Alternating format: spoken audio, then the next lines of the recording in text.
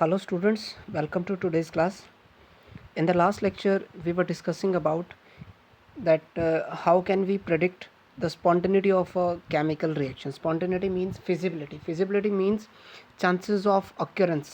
ठीक है कि कोई रिएक्शन होगी या नहीं होगी, इसको हम कैसे एक्सप्लेन कर सकते हैं. उस एक्सप्लेनेशन को जब हम करने गए तो हमें पता चला कि कुछ रिएक्शन ऐसी है जो एंथैल्पी के बेसिस पर एक्सप्लेन हो सकती है, मतलब डेल्टा एच के बेसिस पर. हमने ऑब्ज़र्व किया कि वो रिएक्शन जहाँ पर जो एक्सोथर्मिक प्रोसेसेस थी, these are found to be spontaneous, कि जिसमें एनर्जी रिलीज़ हो रही है, वो रिएक्शन हो रही थी, मतलब कि एक्सोथर्मिक होना, रिएक्शन एक्सोथर्मिक होना स्पॉन्टेनिटी का एक तरीका हो सकता है, एक फैक्टर हो सकता है. ठीक है. Then we came to know कि नहीं भाई, हर वो रिएक्शन जो एक्सोथर्मिक है वो होगी ही, ये भी कंपलसरी नहीं है. ठीक है. मतलब बहुत सारी ऐसी रिएक्शंस भी थी जिसमें वो प्रोसेस क्या था, एंडोथर्मिक था. तो एंडोथर्मिक था तो डेल्टा एच तो पॉजिटिव हो गया, तो वो तो रिएक्शन नहीं होनी चाहिए. But there are so many reaction which are found to be occurring and which are endothermic in the nature. ठीक है. तो हमें पता चला कि नहीं भाई, हर एक रिएक्शन को हम सिर्फ एंथैल्पी के बेसिस पर एक्सप्लेन नहीं कर पाएंगे, हमें किसी और फैक्टर की भी ज़रूरत पड़ेगी. Then we thought about entropy, कि हमने देखा कि जहाँ पर एंट्रोपी बढ़ रही है. अब क्वेश्चन आता है कि एंट्रोपी होता क्या है. Entropy is measurement of randomness और डिसऑर्डर ऑफ द सिस्टम, कि कोई सिस्टम कितना बिखरा हुआ है. जैसे सॉलिड में चीज़ें अपनी जगह पर होती है, वो ऑर्डर्ड होती हैं. गैसेस में मॉलिक्यूल्स क्या करते हैं, एक दूसरे से दूर भाग रहे होते हैं, मतलब हमें नहीं पता होता कौन सा मॉलिक्यूल कहाँ है, मतलब डिसऑर्डर सबसे ज़्यादा होता है. तो ये जो मेजरमेंट है डिसऑर्डर की, इसी को हम लोग क्या बोलते हैं, entropy. It may be defined as amount of heat absorbed isothermally and reversibly divided by absolute temperature, के delta S is equal to Q divided by T. Q is the amount of heat, के उसने कितनी heat खाई. क्योंकि सीधी सी बात है, अगर आप सॉलिड को लिक्विड में कन्वर्ट करेंगे तो वो एक एंडोथर्मिक प्रोसेस होगी, लिक्विड को गैस में कन्वर्ट करेंगे तो वो एक एंडोथर्मिक प्रोसेस होगी. तो जब भी रैंडमनेस बढ़ रही थी तो एंडोथर्मिक प्रोसेसेस हमने ऑब्जर्व किया. तो एंडोथर्मिक में तो कुछ ना कुछ हीट खाएगा, जो जितनी हीट खाएगा वो क्या है, क्या वो reversible divided by T. T is the temperature जहाँ पर आप रिएक्शन करा रहे हो. मान लो जब आप रिएक्शन करा रहे हो, टेम्परेचर है 35, तो एब्सोल्यूट टेम्परेचर का आंसर कितना आ जाएगा, 35 आ जाएगा. ऐसे ही entropy as a state function, के एंट्रोपी क्या होती है, स्टेट फंक्शन होती है. स्टेट फंक्शन होती है मीन्स कि ये डिपेंड नहीं करता कि वो कैसे हुई, किस तरीके से एंट्रोपी चेंज हुई, कि आपने गर्म किया, आपने उसको धूप में रखा, कैसे हुआ, इट डजेंट मैटर. बस जो चीज़ इम्पोर्टेंट है दैट इज़ योर, कि वो जो चेंज आया है उसमें इनिशियल स्टेट क्या थी और उसके अंदर फाइनल स्टेट क्या है. ठीक है. जैसे हम क्या लेट करते हैं कि हमारे पास एक सिस्टम है, आई हैव एनी सिस्टम. ठीक है. दिस इज़ द सिस्टम, और इसको मैंने क्या कर दिया, मैंने इसको एक रिजर्वायर पे रखा हुआ है. रिजर्वायर क्या है, मतलब जहाँ पर एनर्जी स्टोर कर सकते हैं, एनर्जी स्टोर्ड है. तो इससे हमने क्या किया, इसकी एनर्जी फिक्स है, इसने एनर्जी दी किसको, सिस्टम को. तो सिस्टम की एनर्जी बढ़ेगी, यानी कि सिस्टम में एनर्जी बढ़ेगी तो इसके पास रैंडमनेस भी क्या बढ़ेगी. तो delta S for system is equal to Q of system divided by T. अब क्योंकि यहाँ पर रैंडमनेस बढ़ रही है, then I will put sign positive, कि यहाँ पर हीट बढ़ी, कहाँ से बढ़ी, कि रिजर्वायर से, सराउंडिंग से कहाँ आ गई, सिस्टम पे आ गई.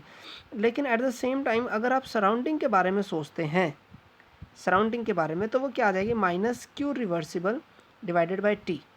क्यों माइनस पुट कर रहा हूँ, क्योंकि देखो energy can neither be created nor be destroyed, but it can transform from one form to the another form.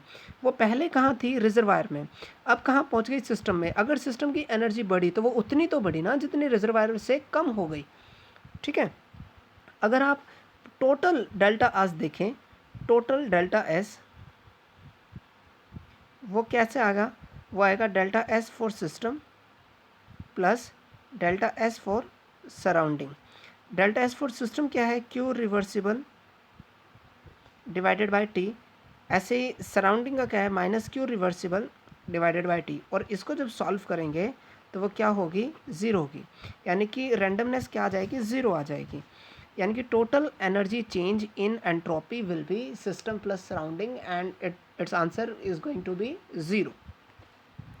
ऐसे ही अगर हम किसी चीज़ को कंप्रेस करें, यहाँ पर तो चीज़ें फैलेंगी ना, यहाँ पर सिस्टम ने एनर्जी खाई, तो सिस्टम ने अगर एनर्जी खाई तो ये तो एनर्जी फैलेगी, ठीक है। अगर कभी सिस्टम क्या करे, एनर्जी को गेन करे, तो देखें क्या होगा, गेन करेंगे तो वॉल्यूम घटेगा, कि changes from V1 to V2 या V2 से V1, क्योंकि यहाँ पर घट रहा है, तो डेल्टा एस एंट्रोपी उसमें क्या होगी, कम होगी। सराउंडिंग की या रिजर्वायर की एंट्रोपी क्या होगी, बढ़ेगी। इसमें भी डेल्टा एस का आंसर क्या आएगा, ज़ीरो आएगा। यानी कि हमें सिर्फ इस बात से फ़र्क पड़ता है कि किसने एनर्जी गेन की, किसने एनर्जी लूज़ की, लेकिन कैसे करी इस बात से फ़र्क नहीं पड़ता। Entropy for a process, for a cyclic process, it's answer will always be zero. So let's talk about the different type of entropies. जैसे सॉलिड से लिक्विड में कन्वर्ट होते हैं, फ्यूज़न है, तो एंट्रोपी रिक्वायरमेंट को क्या बोलेंगे, एंट्रोपी ऑफ फ्यूज़न, यानी कि 1 मोल ऑफ सॉलिड को कम्प्लीटली लिक्विड में कन्वर्ट करने के लिए जो एंट्रोपी चाहिए, ठीक है, उसको एट द मेल्टिंग पॉइंट। ऐसे ही लिक्विड किस में कन्वर्ट करेगा, वेपर्स में, तो इसको क्या बोलेंगे, लिक्विड जब वेपर्स में कन्वर्ट करता है तो हम उसको बोलते हैं वेपराइजेशन, ठीक है। यानी कि 1 मोल लिक्विड को हमें किस में कन्वर्ट करना है, इसके वेपर्स में, तो जितनी एंट्रोपी चेंज आएगा वो क्या होगा, एंट्रोपी ऑफ वेपराइजेशन। ऐसे ही यहाँ पर ये थोड़ा सा वेपराइजेशन की बजाय this will be your sublimation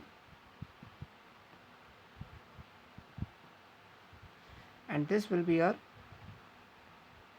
vaporisation. यानी कि जैसे हमने एंथैल्पी में देखा था कि जो प्रोसेस थी वो ही टाइप ऑफ एंथैल्पी था, ऐसे ही एंट्रोपी में भी होता है, जो प्रोसेस होगी वो ही टाइप ऑफ एंट्रोपी हो जाएगा। तो delta S of sublimation will be equal to delta sublimation of vapours या entropy of vapours minus entropy of solid के final minus initial. Final state क्या है, वेपर्स में कन्वर्ट हो रहा, इनिशियल स्टेट क्या है, सॉलिड थी, तो फाइनल माइनस इनिशियल होता है, तो delta H of sublimation divided by T आ जाएगा। T is the absolute temperature. अब तक देखें हम स्पॉन्टेनिटी को कनेक्ट नहीं कर पा रहे हैं। कनेक्टिविटी का स्पॉन्टेनिटी अगर डेल्टा एस के केसेस पे देखें तो वो प्रोसेस जिसमें डेल्टा एस की वैल्यू पॉजिटिव थी वो कैसे होते हैं, स्पॉन्टेनियस होते हैं। और ऐसी प्रोसेसेस जिसमें डेल्टा एस की वैल्यू क्या है, ज़ीरो है, these are found to be at equilibrium. और डेल्टा एस नेगेटिव होने का मतलब है रिएक्शन कैसी हो जाएगी, नॉन स्पॉन्टेनियस, मतलब जहाँ पर रैंडमनेस बढ़ रही है रिएक्शन वहाँ पर हो जाएगी, जहाँ पर रैंडमनेस नहीं बढ़ेगी वहाँ पर रिएक्शन नहीं होगी, ठीक है। तो इसके बेस्ड हमारे पास दो छोटे से न्यूमेरिकल हैं। पहला है हमारे पास calculate the entropy change delta S involve in conversion of 1 mole of solid at 273 के टेम्परेचर कितना है 273 kelvin to the liquid water at same temperature. जो लेटेंट हीट ऑफ फ्यूज़न है, लेटेंट हीट ऑफ फ्यूज़न मतलब delta H, latent heat of fusion मतलब delta H की value दी है, टी दिया है, सिंपली क्या करना है, डिवाइड करना है। ऐसे ही calculate the entropy change involve in conversion of 1 mole of liquid water at 373 के टेम्परेचर कितना आ गया 373 to the vapours at the same temperature. और यहाँ पर लेटेंट हीट ऑफ वेपराइजेशन मतलब डेल्टा एच ऑफ वेपराइजेशन है 2.257। तो सिंपली मैं डिवाइड करूँगा तो मेरे पास क्या आ जाएगा, आंसर आ जाएगा, ठीक है। So we observed in the previous page that for the spontaneity of a reaction, the another factor is entropy. Entropy क्या होनी चाहिए, पॉजिटिव होनी चाहिए। जिस भी रिएक्शन के लिए एंट्रोपी पॉजिटिव होती है वो रिएक्शन स्पॉन्टेनियस होती है। अगर मैं ऐसा कहता हूँ तो ये 50% सच है, मतलब बहुत सारी ऐसी रिएक्शन भी है जहाँ एंट्रोपी क्या हो जाती है, कम हो जाती है, but still these are found to be spontaneous. जैसे मान लेते हैं कि किसी लिक्विड को फ्रीज़ कर दो आप सॉलिड में, तो लिक्विड के मॉलिक्यूल्स में तो रैंडमनेस ज़्यादा होंगी क्योंकि वो मूव कर सकते हैं, जबकि सॉलिड की रैंडमनेस क्या होगी, कम होगी, क्योंकि मॉलिक्यूल्स कहाँ जाते हैं, रेस्ट पे आ जाते हैं। इसका मतलब हुआ कि लिक्विड से सॉलिड में कन्वर्ट नहीं होना चाहिए, बट लिक्विड सॉलिडिफाई होते हैं। मींस एंट्रोपी भी कोई अकेला फैक्टर नहीं है जिसके बेसिस पर आप जो है स्पॉन्टेनिटी को एक्सप्लेन कर सकते हैं। तो अब हम मूव करते हैं second law of thermodynamics. All the spontaneous reactions are thermodynamically irreversible. ठीक है, मतलब इररिवर्सिबल है। Without the help of external agency a spontaneous process can not be reversed. क्या देखो, पानी पहाड़ पे ऊपर से नीचे की तरफ गिरता है, लेकिन नीचे से अगर ऊपर लेके जाना, ऊपर से नीचे गिरना स्पॉन्टेनियस प्रोसेस है, लेकिन नीचे से ऊपर लेके जाना है तो वो नॉन स्पॉन्टेनियस है। कब तक? जब तक कोई आप मोटर नहीं लगा देते। अगर आप कोई वाटर मोटर का यूज़ करते हैं तो आप पानी को नीचे से ऊपर की तरफ भी भेज सकते हैं। मतलब जब तक आप एक्सटर्नल एजेंसी की हेल्प नहीं लेंगे तब तक स्पॉन्टेनियस रिएक्शन को आप रिवर्स नहीं कर सकते। And the complete conversion of heat into the work is impossible without leaving some effect elsewhere. कि मान लेते हैं आपको जो है, आपको एक बॉक्स है जो सरकाना है, मूव कराना है फर्श पर, उठा के नहीं रखेंगे, आप सिर्फ उसको ड्रैग करेंगे। जब आप ड्रैग करेंगे तो क्या सारी एनर्जी आपकी उसकी जो आपने लगाई उस बॉक्स के ऊपर, उसकी वजह से वो बॉक्स ड्रैग कर जाएगा? Answer is no. कि आपने जो एनर्जी लगाई कुछ तो मूव कराएगी, जबकि कुछ क्या होगी, उसको उस फ्रिक्शन जो फर्श और बॉक्स के बीच में जो फ्रिक्शन होगा उसको ख़त्म करने में भी यूज़ होगी, कंज्यूम होगी। यानी कि जो टोटल हीट है वो वर्क डन में काम नहीं आती, उसका कुछ अमाउंट क्या होता है, वेस्ट भी होता है।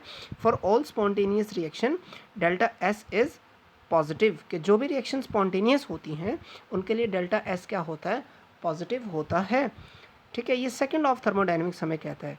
तो यहाँ से मैं अगर फिर से ध्यान दूँ पॉइंट 3 पर, तो पॉइंट 3 वो फैक्टर आता है जहाँ से हम एक नई चीज़ निकालते हैं जिसको बोलते हैं Gibbs free energy. Gibbs free energy क्या है? Is that thermodynamic quantity of a system the decrease in whose value during a process is equal to maximum possible useful work. कि उसकी वैल्यू जितनी कम होगी, उसकी वैल्यू जितनी कम होगी वो उतना ही ज़्यादा जो है यूज़फुल वर्क में जनरेट हो सकता है। यूज़फुल वर्क किसको कह रहे हैं? कि जो एक्चुअल में काम आया। ठीक है, मान लेते हैं आपके पास एक सिलेंडर है फिटेड विद अ पिस्टन। ठीक है, उस पिस्टन में आपने क्या किया, आपने उसके अंदर गैस भर रखी, जैसे वर्क डन में हमने किया था। From the first law of thermodynamics we know that delta U is equal to Q plus W. ठीक है, या मैं कह सकता हूँ कि Q is equal to delta U is equal to Q plus W जो एक्सपेंशन में यूज़ हुआ प्लस कुछ ऐसा होगा जो नॉन एक्सपेंशन में भी जाएगा। ठीक है ना, मतलब कुछ एनर्जी तो पिस्टन को ऊपर उठाने में भी ख़त्म हो जाएगी, तो वो जो एनर्जी है वो क्या है, नॉन एक्सपेंशन है। तो यहाँ से हमने ऑब्जर्व किया कि Q को अगर मैं उठा के इधर ले आता हूँ तो W का साइन क्या आ जाएगा, माइनस में आ जाएगा। ठीक है, तो यहाँ से Q is equal to delta U plus P delta V plus W non expansion. Expansion में क्या है कि यूज़फुल वर्क है।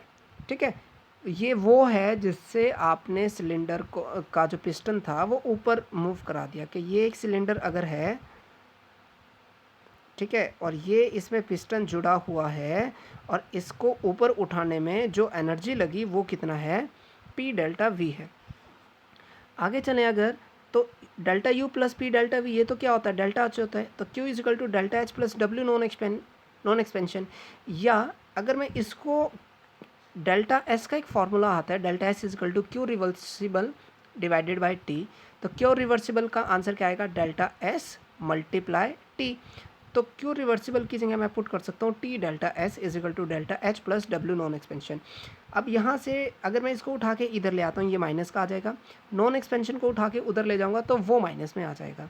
यानी कि minus W non expansion is equal to delta H minus T delta S. और अभी देखो क्या कहा था कि this is the thermodynamic quantity of the system the decrease in whose value during a process is equal to maximum useful work. कि ये वो क्वांटिटी है, डब्ल्यू नॉन एक्सपेंशन जो है ये वो क्वांटिटी है जो हमें क्या बताएगी कि यूज़फुल वर्क कितना हुआ। और वो कितना था कि क्यू हीट ली थी उसमें से जो है डेल्टा एच ही क्या हुई है, डेल्टा एच ही यूज़ हुई है उसको ड्रैग कराने के लिए, तो बाकी तो कंज्यूम हो गई। तो उस को हम लोग क्या लिखते हैं, delta G is equal to W useful, और delta G is the part of energy which is free to convert into the work.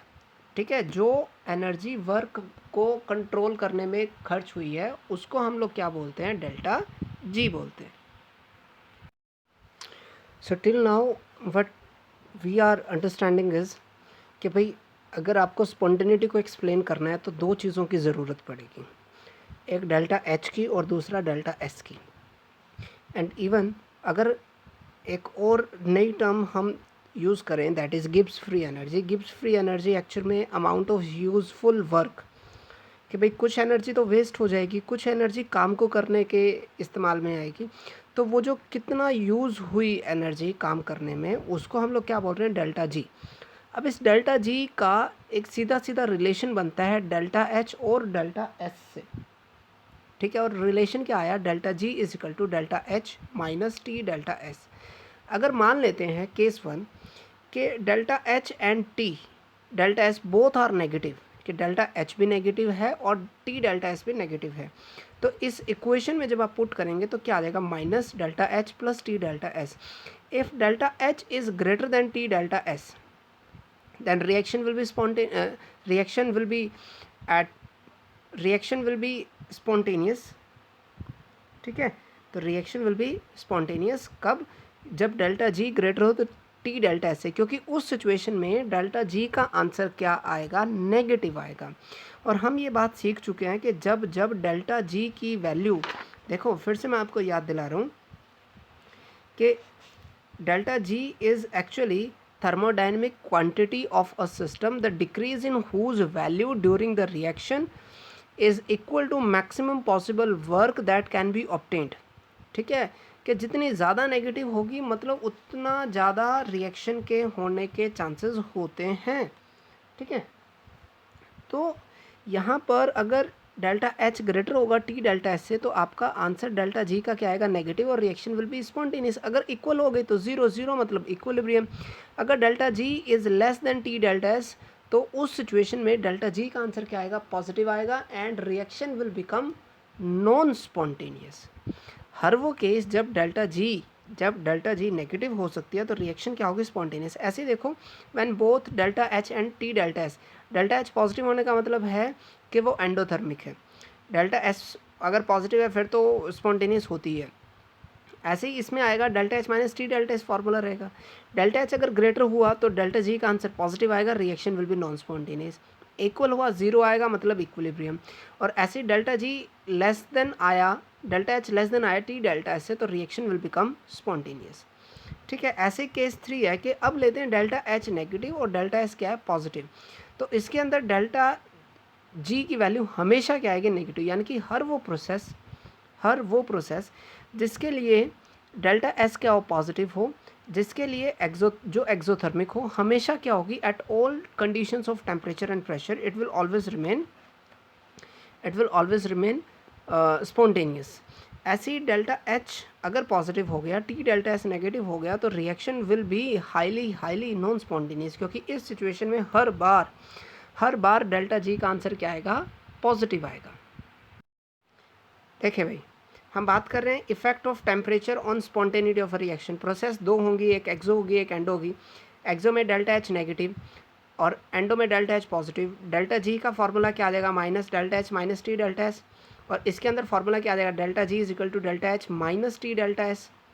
ठीक है, कौन सा फार्मूला यूज़ करें, delta G is equal to delta H minus T delta S. कि भाई हमने delta H की साइन देख ली पहले, एक में माइनस है दूसरे में प्लस है।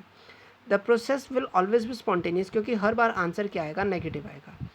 लेकिन इस पर्टिकुलर सिचुएशन में क्या होगा, इस पर्टिकुलर सिचुएशन के अंदर होगा ये कि if T delta S negative है, अगर ये नेगेटिव है तो delta G will be positive and यानी कि reaction will become non spontaneous. If T delta S is positive और T delta S is greater than delta H तो मैथमेटिकली डेल्टा जी का आंसर नेगेटिव आएगा और रिएक्शन क्या हो जाएगी, स्पॉन्टेनियस हो जाएगी। ऐसे ही टी डेल्टा एस अगर लेस देन है डेल्टा एच से तो डेल्टा जी का आंसर पॉजिटिव होगा and reaction will become non spontaneous. ठीक है, अब बात कर लेते हैं यहाँ पर कि अगर टी डेल्टा एस का आंसर क्या आ जाए, नेगेटिव आ जाए, तो delta G will B minus delta H plus T delta S. यानी कि मैथमेटिकली हम हर वो रीज़न फाइंड आउट करने की कोशिश कर रहे हैं जहाँ पर डेल्टा जी का आंसर नेगेटिव हो सकता है। जहाँ पर भी डेल्टा जी का आंसर नेगेटिव होगा, रिएक्शन क्या हो जाएगी, स्पॉन्टेनियस हो जाएगी। ठीक है, रिएक्शन विल बिकम स्पॉन्टेनियस। तो स्पॉन्टेनिटी जो इस चैप्टर की स्टार्टिंग में हमने कहा था कि भाई स्पॉन्टेनिटी को हम कैसे प्रेडिक्ट कर सकते हैं, हम प्रेडिक्ट कर सकते हैं by the help of value of delta G. अगर डेल्टा जी नेगेटिव आ रहा होगा रिएक्शन स्पॉन्टेनियस होगी, otherwise reaction will become non spontaneous. देखें, नेगेटिव आएगी तब तो डेल्टा जी अगर नेगेटिव आता है तब तो रिएक्शन स्पॉन्टेनियस होगी। अगर डेल्टा जी पॉजिटिव आ गया तो नॉन स्पॉन्टेनियस होगी। लेकिन क्या डेल्टा जी ज़ीरो हो सकता है? बिल्कुल हो सकता है। जब जब ज़ीरो होगा तो क्या होगी, रिएक्शन एट इक्विलिब्रियम होगी। हालांकि इक्विलिब्रियम का हमें सिर्फ एक बेसिक आइडिया है कि जब रिएक्शन फॉरवर्ड में और बैकवर्ड में सेम स्पीड से जाती है तो हम लोग बोलते हैं कि रिएक्शन इज़ एट इक्विलिब्रियम। लेकिन रिएक्शन तो वो भी होती है, उस रिएक्शन की स्पॉन्टेनिटी को हम एक्सप्लेन कर सकते हैं डेल्टा जी के बेसिस पर। एक्चुअल में डेल्टा जी और के इज़ द इक्विलिब्रियम कांस्टेंट, मतलब ये हमें बताएगा कि इक्विलिब्रियम किस एक्सटेंट पे हो रहा है। तो वो एक रिलेशन होता है, that relation is delta G is equal to delta G naught plus R T L N Q. L N मतलब लोग क्यू की बजाय आप डायरेक्ट के पुट करें। जब भी इक्विलिब्रियम होगा तो डेल्टा जी की वैल्यू क्या होगी, ज़ीरो, यानी कि zero will be equal to delta G naught यानी कि स्टैंडर्ड गिव्स free energy plus R T L N मतलब लोग के, या इसी को देखें तो minus R T L N की आ जाएगा। एल एन को एल ओ जी में कन्वर्ट करने के लिए हम हमेशा किससे मल्टीप्लाई करते हैं, 2.303 से मल्टीप्लाई करते हैं। तो डेल्टा जी की एक इक्वेशन ये बनती है कि अगर कोई रिएक्शन इक्विलिब्रियम में है, उसके इक्विलिब्रियम कांस्टेंट की वैल्यू पुट करो, वहाँ से क्या आ जाएगी, डेल्टा जी की वैल्यू। अगर यहाँ पर भी डेल्टा जी की वैल्यू नेगेटिव आई तो reaction will become spontaneous, otherwise reaction will be non spontaneous.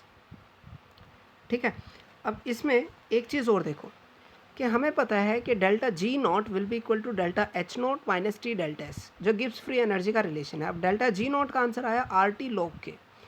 ठीक है, अब अगर पूरी इक्वेशन को आर टी से डिवाइड कर दे तो हम क्या निकाल सकते हैं, लॉग के निकाल सकते हैं।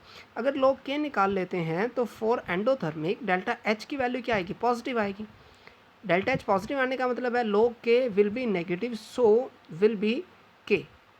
ठीक है, जो लॉग के की वैल्यू क्या आएगी, नेगेटिव आएगी, और के आप निकालने जाओगे तो उसका आंसर भी क्या आएगा, नेगेटिव आएगा। लेकिन अगर एक्सोथर्मिक है तो डेल्टा एच क्या आ जाएगा, नेगेटिव। तो उस सिचुएशन में ये जो फैक्टर होगा ये किस में कन्वर्ट हो जाएगा, पॉजिटिव में, यानी कि के का आंसर क्या आएगा, पॉजिटिव। यानी कि के का आंसर पॉजिटिव भी आ सकता है, नेगेटिव भी आ सकता है। ठीक है, तो इस चैप्टर में हमारे पास सिर्फ इतनी सी ही चीज़ें हैं, इसके अलावा कुछ नहीं है। हालांकि जब आप फिज़िक्स में थर्मोडायनेमिक्स पढ़ेंगे तो आपको एक थर्ड लॉ ऑफ थर्मोडायनेमिक्स भी पढ़ने को मिलेगा, जो केमिस्ट्री में हम लोग इतना खास नहीं पढ़ते। ठीक है, अगर केमिस्ट्री में पढ़ते हैं तो वो हायर स्टैंडर्ड्स में पढ़ते हैं, और हमारे पास एनसीईआरटी में वो लॉ है भी नहीं। ठीक है, तो आज के लिए सिर्फ इतना ही। आई होप आपको समझ आया होगा, and I accept it from the bottom of my heart कि आज का जो वीडियो लेक्चर था वो थोड़ा सा मैथमेटिकल है, यानी कि उसको सॉल्व करने के लिए आपको क्या करना पड़ेगा, आपको बहुत सारा मैथ्स इस्तेमाल करना है। तो इसलिए इस वीडियो को आपको 3-4 बार देखना पड़ेगा, तब जाके यू विल बी एबल कि कौन सी चीज़ क्या हो रही है और कैसे हो रही है, अदरवाइज़ थिंग्स थोड़ी सी मुश्किल हो जाएंगी। ठीक है, तो ऑल द वेरी बेस्ट। और अगर आपको कोई भी प्रॉब्लम आती है you can leave comment in the comment section. So मिलते हैं नेक्स्ट टाइम।